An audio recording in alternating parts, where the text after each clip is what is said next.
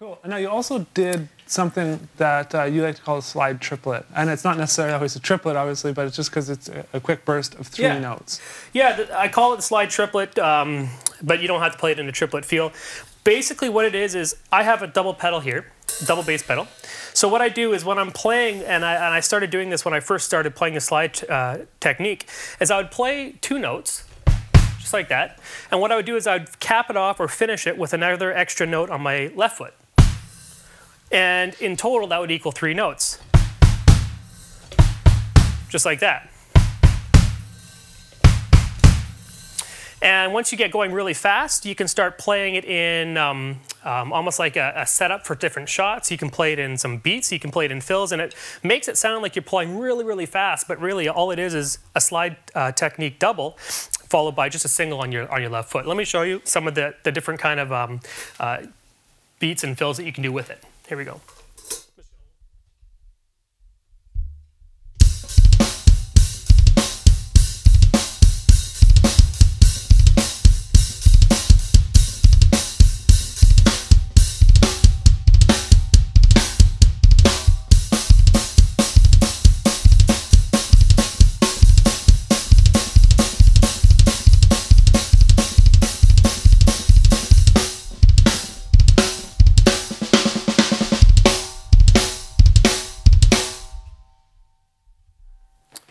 So you can put them in beats. I was doing a lot of shots with them, almost kind of like a 4-stroke roll, or sorry, a single stroke 4, where you play 1, 2, 3, 4. My 3 would be on the bass drum, and my last note would be on like the snare or something for an accent, but there's a lot of uses for it. And the cool thing about the slide triplet is it didn't take me long to learn. Once I got this down with the slide technique, it's just adding an extra foot, and people will think that you're a phenomenal double bass player, even though you just kind of doing slide. Yeah. So you guys, for Dave's actually on the Bass Drum Secrets boot camp I was telling you about, the Bass Drum boot camp, there's actually some slow motion footage of this that's going to be released within the next week or so. So like I said earlier, make sure you get to the website and just sign up there quickly. It only takes a couple seconds, and then you can get some of the slow motion stuff. Because I know it's easiest to play fast, and it's really hard to play slow, so it's something that you have to play fast and then slow it down in post. Yeah. Everything we're showing is that way, just so you guys know. But we wanted to kind of give you an overview of some of the techniques that we're covering in the boot camp over there. Yeah. Great.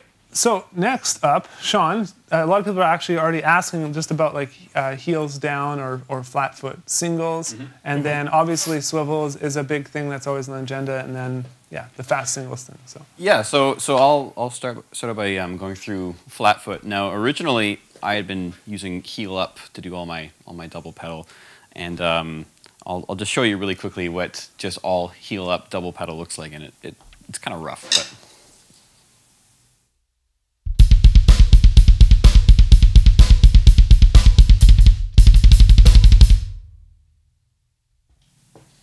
So basically, if you want to get a hernia, that's a good way to go about it. If you want to get a hernia. Yeah. Nice. You feel it right there, and then, You look very angry when you did that. Hey, I'm a really angry guy.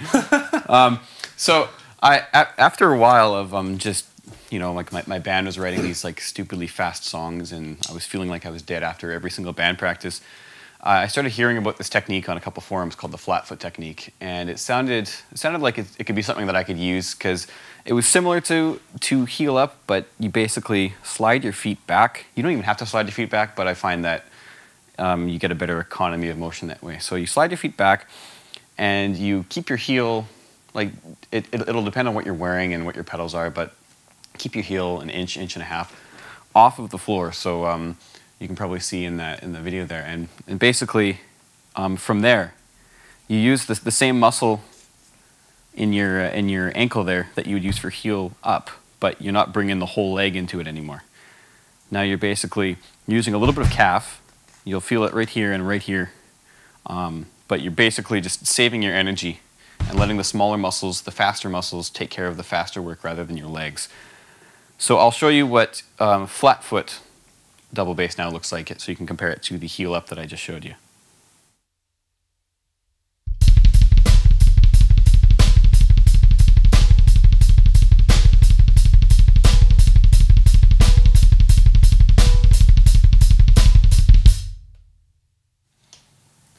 So basically what this is allowing you to do is it's allowing you to stay completely relaxed so you don't just burn out right away. And how would one person go about developing that? Like when you decided you wanted to use the flat foot technique, what's the first thing you did, or what's the first thing you practiced? Well, I tried to make this happen, and it was very awkward feeling because I was so used to just powering through my pedals. Yeah. So what I ended up doing is, if you're in high school and you've got an exam that's coming up and you know that you're just going to bomb it, you're just kind of sitting there and your legs just kind of twitching. Not that you advocate or condone bombing. No. But basically, you're just kind of sitting there and your legs just kind of got this natural twitch going, and your actual full leg isn't making it happen. It's just the muscles down here. You basically just take that and apply it right there, and then what you want to do is kind of work on controlling that. See if you can do it slower, if you can get it going faster. And that's basically the general mechanics behind the flat foot, staying relaxed and controlled. Now, I've got a few exercises to show you guys on how you can actually achieve control and consistency, and so I'll show you that right now. Basically, you're going to be doing 2 hits on the hi-hat or the ride or the snare even, what have you, for every, 1 hit on the hi-hat for every 2 hits you do on the bass drum. Now, that's basically going to amount to quarter notes and eighth notes, or eighth notes and 16th notes, whatever. So find a tempo that is a little bit stretching, actually ability-wise, and stick with that and kind of come in and come out every time you feel like it's going to kind of fall apart. So I'll show you what I mean. I'll do it with my right, and then I'll take it over and I'll do it with my left, because we want to basically isolate both feet so that you have the same ability on both sides. So I'll show you that now.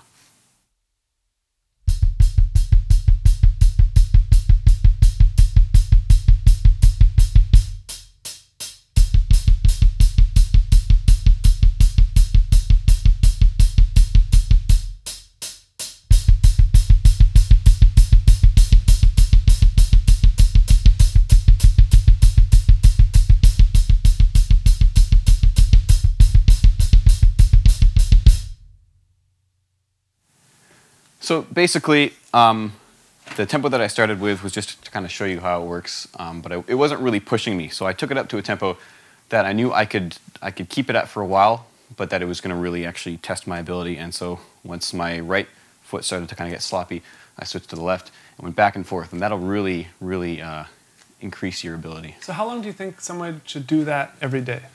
Like let's say they're semi-serious and they really want to get fast within the next year. They want to be really fast. I'd say do that for, between 15 minutes and a half hour a day.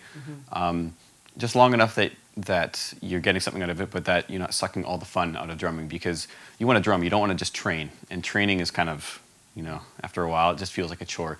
You want to be able to basically go through that and then play around with it. You want to document where you're at so you can actually see like, hey, I was at 16th notes at 120 BPM when I started, and it's 3 months later, and I'm at like 16th notes at 160 BPM. That's actually like some really good progress. Yeah. So you have a number associated with it, and then you just kind of go from there. And then when would you put it together to actually start developing the fast singles? Like now you're doing separately, right? Obviously, because you're only as strong as your weakest limb, or you're only as fast as your slowest limb.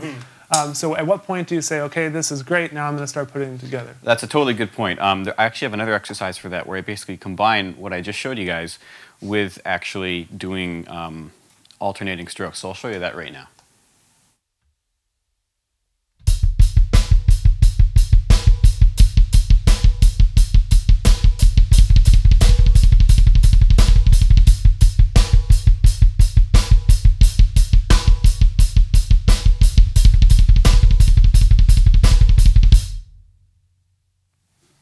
Yeah, that's great. So 8, 8 together. And then 8, but 16 hits total. 16, I guess. Yeah, exactly. Cool. And so, that'll get the burn going, and you'll really be able to see your progress too, which is really nice. So for all you guys, it's a question that comes up constantly in all of our lessons. Like we have I mean, thousands, if not hundreds of thousands of comments throughout our network of websites on all of our lessons. And this is such a popular topic from drummers. They just want to get fast with their singles. Yeah, it seems like a lot of people trying to find like a quick way out or a cheat in order to get faster strokes, when I think all of us know that it just takes a ton of practicing and developing, because it's a lot. These are big muscles. Your legs are big muscles, you know. So there is no easy way out. Like you wouldn't go to the gym and try to bench press 400 pounds if you were doing 200 pounds yesterday. You just kill yourself. You have to work yourself up to it. And so there are ways and there's techniques you can do that to speed up the progress, for sure. And this is, I think, one of those great exercises. It's actually a similar exercise to what I always teach on with finger control and hands and stuff. Yeah. I do like 4, 4, 4, 4 together. 4, 4, 4, 4 together, that sort of thing. But cool. Well, and it's really important to make sure that when you start doing these practice patterns that you have the right technique. The last thing you want to do is practice 20 minutes a day for the next year with the wrong technique. Then it's for sure. Yeah. So you're going to show some heel toe? Yeah, we are. I just want to ask you guys a few questions that I see kind of coming up here in the thing. And that is, Dave, what is your spring tension set?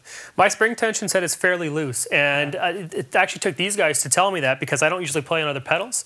They come on there and like, oh, your spring's pretty loose. And, you know, the more and more I think about it, and the more that I've been, I'm working on slide technique, I find that having more of a looser setting on my spring tension really helps me feel my pedal quite well, and allows me to hit that second stroke with more accuracy. Now that's everybody's different. I mean, I can do the heel technique, in fact, or the slide technique. Sorry, I was actually just playing it on Sean's bass drum, and I've done it on Jared. So it's not the biggest deal, but mine's fairly loose. So what about you, Sean?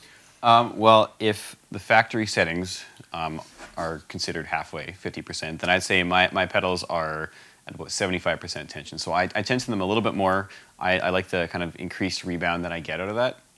I've tried putting them to the max before, and it's really, really good to kind of work the muscle there, but I find that most people, even myself, like if I'm just trying to get into the music and I've got this insane spring tension, I'm really like working against the bass drum almost. And so I like to have a little bit of give there so I can play around and still actually, you know, groove with the music.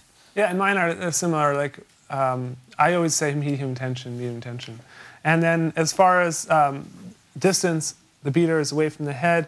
I mean, it's anywhere between 5 to 7 inches, I would say. If it's too close, like I've seen some guys have that close like that, and then their spring tension cranked, what happens is you'll lose a lot of the power within the strokes. And if you need just very, very light strokes, but you kind of want to flutter, like a little hummingbird on the bass drum, that's fine. Yeah, I haven't ever encountered a situation where that's necessary, and so I keep them back. This is actually farther than normal. Dave's, yours are about where you always have them. Yeah. And so that's that sort of thing. So if you guys do have any more questions, just continue to post them. We're going to watch them. We got a couple guys watching in the other room as well. And so if anything comes up that we're absolutely missing, we want to make sure we get to it for you. For sure.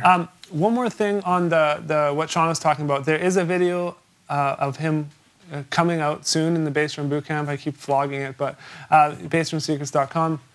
And that there's going to be some slow motion footage of all the stuff he was doing there. So I highly, highly, highly... It's free to sign up too. Oh, yeah. Yeah, you didn't mention it. It's not going to cost anything. It's you sign up there and you get the video. It's pretty cool. Sorry, thanks, Dave. Yeah, well, I was just like, maybe they don't want to go because it might cost them, but no, it's free. So. Yeah.